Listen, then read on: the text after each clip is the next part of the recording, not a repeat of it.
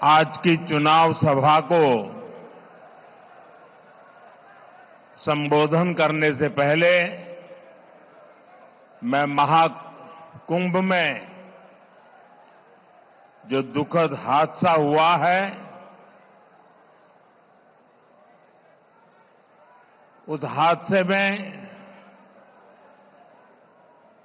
हमें कुछ पुण्यात्माओं को खोना पड़ा है। कई लोगों को चोटें भी आई हैं। मैं प्रभावित परिवारों के प्रति संवेदना व्यक्त करता हूं और घायलों के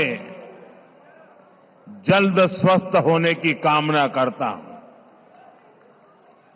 मैं यूपी सरकार के साथ निरंतर संपर्क में हूं। मौनी अमावस्या की वजह से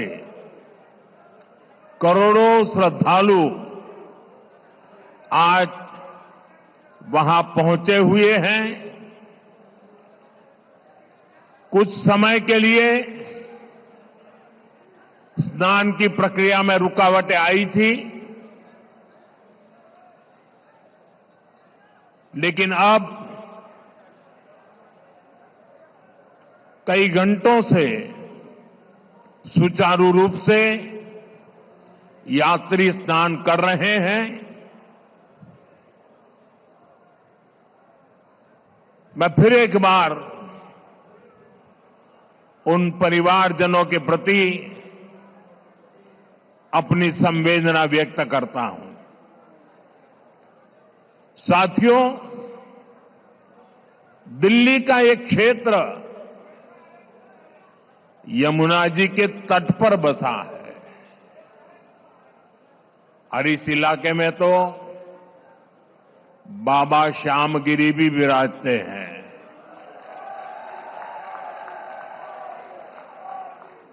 मैं उन्हें श्रद्धापूर्वक नमन करते हुए आप सभी जनता जनार्दन को भी प्रणाम करता हूं। आप यहां वर्किंग डे होने के बावजूद भी इतनी विशाल संख्या में, और वो भी दोपहर के समय, हम सबको आशीर्वाद देने आए हैं। मैं आपका हृदय से बहुत बहुत आभार व्यक्त करता हूं। लेकिन ये जो दृश्य है, ये दिल्ली का मूड बता रहा है।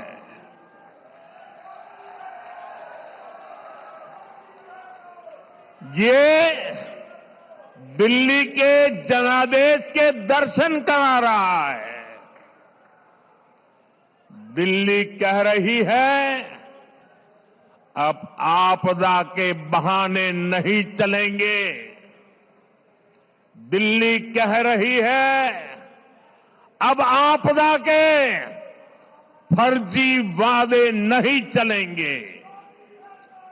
दिल्ली कह रही है, अब आपदा की लूट और झूठ नहीं चलेगा। दिल्ली भाजपा की, यहां के लोग भाजपा की ऐसी डबल इंजन सरकार चाहते हैं जो गरीबों के कल्याण और दिल्ली के विकास दोनों पर एक साथ काम करे।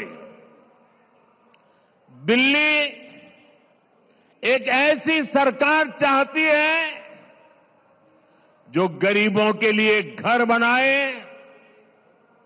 जो दिल्ली को आधुनिक बनाए। दिल्ली एक ऐसी सरकार चाहती है जो हर घर नल से जल पहुंचाए, टैंकर माफिया से मुक्ति दिलाए। इसलिए पूरी दिल्ली आज कह रही है 5 फरवरी आएगी, आपदा जाएगी, भाजपा आएगी। मैं दिल्ली भाजपा को बहुत बहुत बधाई देता हूं। दिल्ली भाजपा ने शानदार संकल्प पत्र दिल्ली की जनता के चरणों में समर्पित किया है। इस संकल्प पत्र में दिल्ली की महिलाओं के लिए, युवाओं के लिए, स्कूल में पढ़ने वाले बच्चों के लिए, दिल्ली के मध्यम वर्ग के लिए, ऑटो चलाने वालों के लिए, दुकानदारों के लिए, झुग्गी झोपड़ी में रहने वालों के लिए, हर वर्ग के लिए अच्छी योजनाएं लाने का दिल्ली की जनता को सार्वजनिक रूप से वादा किया है। दिल्ली में बनने वाली भाजपा सरकार अपने वायदे पूरी करेगी। मैं फिर दोहराता हूं, 8 तारीख के बाद जब दिल्ली में भाजपा की सरकार बनेगी, जो भी वादे आपको किए गए हैं, वो सारे के सारे वादे समय सीमा में पूरे किए जाएंगे। ये मोदी की गारंटी है।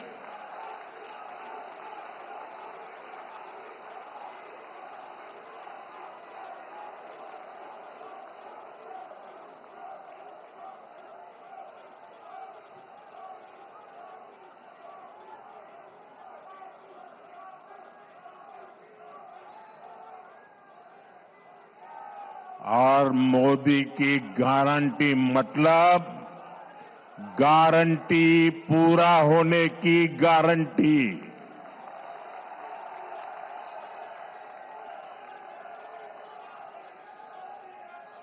साथियों, भारत के करोड़ों नागरिक विकसित भारत के संकल्प को लेकर के दिन रात जुटे हुए हैं। ये बहुत जरूरी है कि विकसित भारत की राजधानी भी एक विकसित देश का मॉडल शहर बने।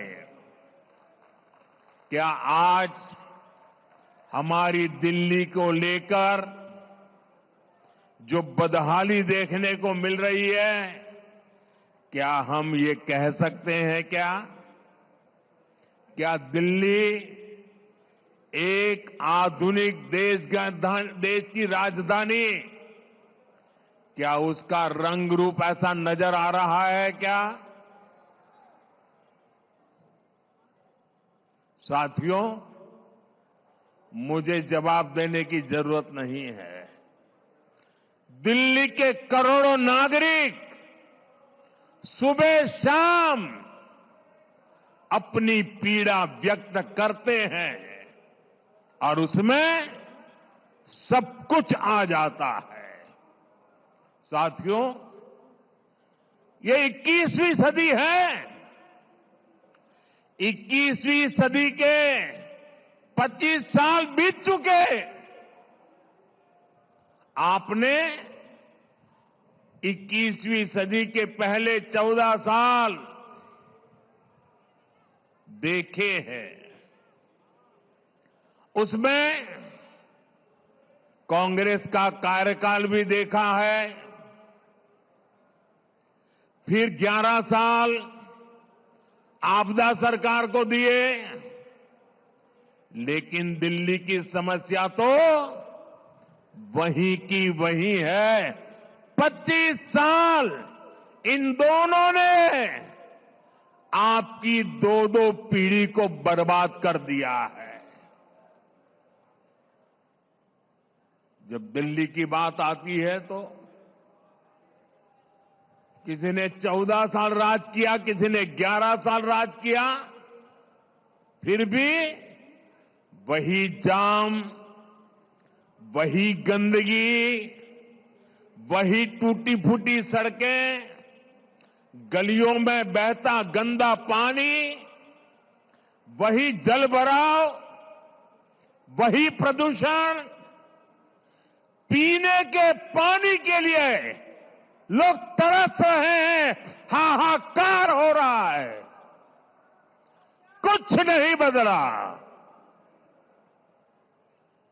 इन हालातों से दिल्ली को बाहर निकालना है कि नहीं निकालना है? इन हालातों से दिल्ली को बाहर निकालना है कि नहीं निकालना है? कौन निकाल सकता है? कौन निकाल सकता है? कौन निकाल सकता है? मोदी नहीं, आपका एक वोट इन मुसीबतों से मुक्ति दिला सकता है। आपके वोट की ताकत है। हमें 11 साल के पेंडिंग काम भी पूरे करने हैं और आने वाले 25-30 साल की तैयारियां भी करनी है। और इसलिए मैं दिल्ली वासियों से आग्रहपूर्वक कहना चाहता हूं, मोदी को दिल्ली की सेवा करने का कुछ मौका दीजिए।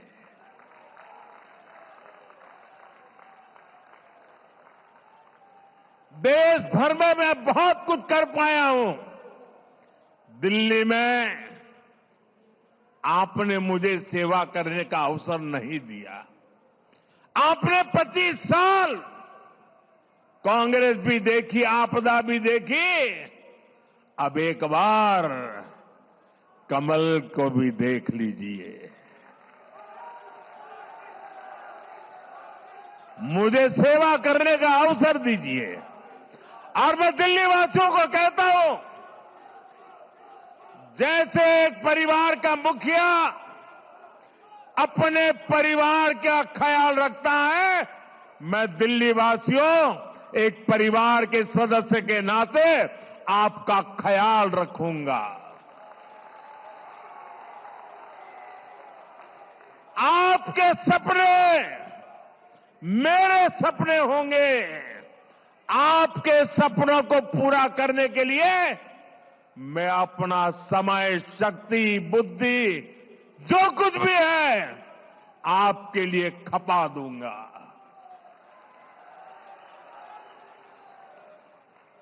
साथियों, भाजपा सरकार का ट्रैक रिकॉर्ड है कि वो जो कहती है वो करके दिखाती है।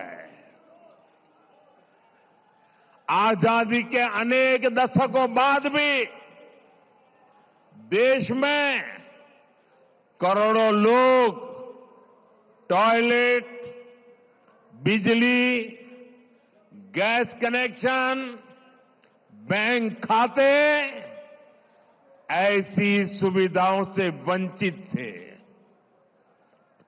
यहां उत्तराखंड से आए काफी सारे परिवार बसे हुए हैं। उत्तराखंड हिमालय की गोद, पहाड़ी इलाका, पैदल जाना हो तो भी दम उखड़ जाए। वहां भाजपा की सरकार है। हमने दूर दराज के गांवों तक सड़कें पहुंचाई हैं। नौजवान अब वापस गांव की तरफ रुख कर रहे हैं। 2014 में देश में सिर्फ ये आंकड़ा चौंकाने वाला है। 2014 आप लोगों ने मुझे बिठाया, उसके पहले 2014 के पहले 3 करोड़ ग्रामीण परिवारों के पास नल का कनेक्शन था। कितने कितने कितने? ये मैं इसलिए कह रहा हूं जो याद रहे आपको। कितने घरों के पास? 3 करोड़। बीते 5 साल में 12 करोड़ नए परिवारों को नल से जल की सुविधा पहुंचाई है।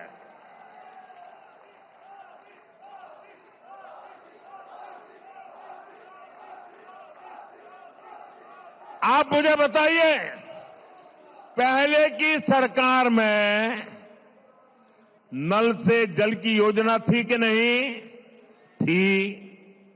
कांग्रेस के जमाने में योजना थी। क्या हमने आकर के बंद कर दी? क्या नहीं बंद कर दी। हमने ऊपर से उसको मजबूत किया। उनका काम तो नहीं होता था, वो तो 3 करोड़ घरों पे अटक चुके थे। जो काम देश की आजादी के बाद इतने दिनों नहीं कर पाए, हमने 5 साल में करके दिखाया कि नहीं? हम योजनाएं बंद करने वालों में से नहीं है, हम योजनाओं को बल देने वाले लोगों में से है। और आज इन घरों में नल से साफ पानी आता है।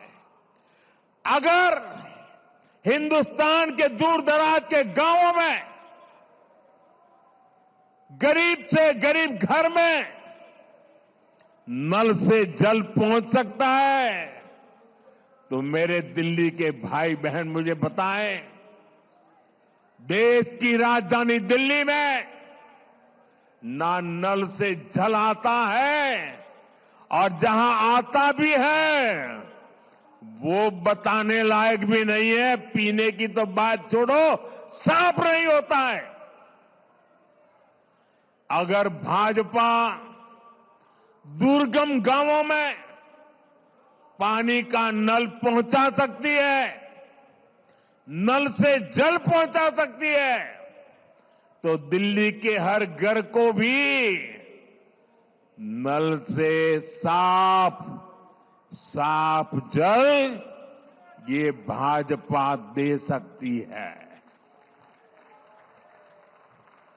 साथियों, आपदा वालों ने दिल्ली को पानी माफिया के भरोसे छोड़ दिया है। इन लोगों ने 3 चुनाव में यमुना जी की सफाई के नाम पर वोट मांगे। आज कह रहे हैं, और बेशर्मी देखिए अब कहां तक पहुंच गए। अरे भाई, यमुना जी से तो वोट थोड़ा मिलता है, हम यमुना जी की सफाई नहीं करेंगे। बेशर्मी से ये कहने की इनकी हिम्मत,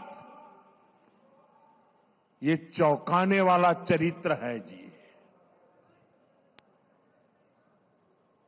बेशर्मी है, बेईमानी है, बदनीयती है।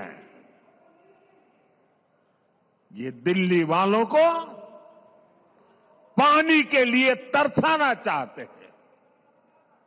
ये चाहते हैं कि हमारे पूर्वांचली साथी हर साल गंदगी में ही छठी मैया की पूजा करें।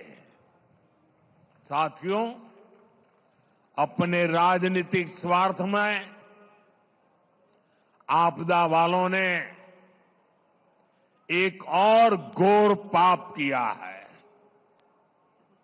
और ये पाप कभी भी माफ नहीं हो सकता है। इतिहास भी कभी माफ नहीं करेगा। आज भले आपके चेले चपाटे बात को दबा देने की कोशिश करते हो, भले आज आपकी इकोसिस्टम